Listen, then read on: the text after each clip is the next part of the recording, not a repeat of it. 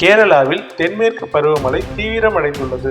கடந்த சில வாரங்களாக அங்கு கனமழை வெளுத்து வாங்கி வருகிறது. அந்த வகையில் கேரளாவின் வயநாடு பகுதியில் நேற்று இரவு மிக கனமழை பெய்தது. இந்த கனமழையை தொடர்ந்து அதிகாலையில் நிலச்சரிவு ஏற்பட்டுள்ளது. இன்று அதிகாலை 2 மணியளவில் சூரல்மலை பகுதியில் முதலில் பயங்கரமான நிலச்சரிவு ஏற்பட்டது. இதையடுத்து அதிகாலை 4:30 மணிக்கு இரண்டாவதாக மற்றொரு பெரும் நிலச்சரிவு ஏற்பட்டது. அடுத்தடுத்து ஏற்பட்ட நிலச்சரிவுகளால் வைத்திரி, வெள்ளேரி மலை, மேப்பாடி உள்ளிட்ட பகுதிகளில் பயங்கர பாதிப்பு ஏற்பட்டது.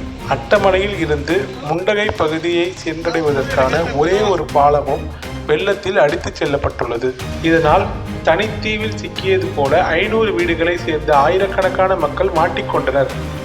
நிலச்சரிவில் சிக்கி இதுவரை பலியானோர் எண்ணிக்கை 24ஆக உயர்ந்துள்ளது.